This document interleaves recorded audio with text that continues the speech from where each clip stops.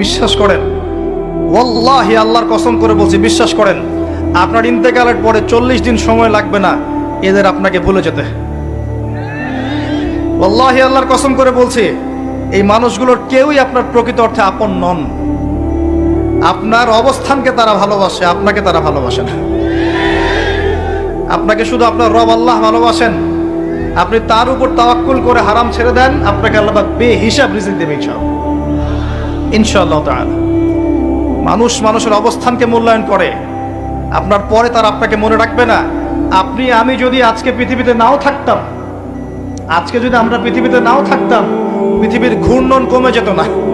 পৃথিবী ঘুরতই, রাত হতো, দিন আসতোই, আমাদের স্ত্রী সন্তানরা বেঁচে থাকতো, মা বোনরা বেঁচে থাকতো, সবাই যার যার জায়গায় ঠিকই থাকতো, আমরাই থাকতাম। এটাই বাস্তবতা, এটাই দুনিয়ার নির্মম বাস্তবতা। তাহলে এই দুনিয়ার সংক্ষিপ্ত জীবনে কাদের কথা চিন্তা করে আপনি আল্লাহর অবাধ্যতা করছেন? কাদের কথা চিন্তা করেন? স্ত্রী সন্তান পরিবার পরিজন ছেড়ে দেন, আল্লাহর ওয়াস্তে হারাম ছেড়ে দেন, হালালে চলে আসেন। আমরা ইসলাম নিয়ে অনেক বড় বড় কথা বলি, কিন্তু সবচেয়ে বড় কথাটা হচ্ছে এই আয়াতটা, যেটা আমি তেলাওয়াত করতে যাচ্ছি। ইয়া আইয়ুহাল্লাযীনা আমানু, হে মুমিনগণ, আলাইকুম আনফুসাকুম, তোমরা নিজেরা আগে নিজেদের নফসটাকে ঠিক করো।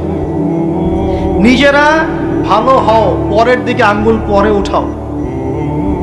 নিজেরা ঠিক হও, নিজে আগে জ্ঞান অর্জন করি, নিজে আগে আমল করি, নিজে আগে হালাল খাই, নিজে পরিবার ঠিক করি, নিজে আমি দিন ইসলামের জন্য ক্ষুদ্র পরিসরে কিছু করার চেষ্টা করি, অন্যের ভুলের দিকে আঙ্গুল পরে উঠাই।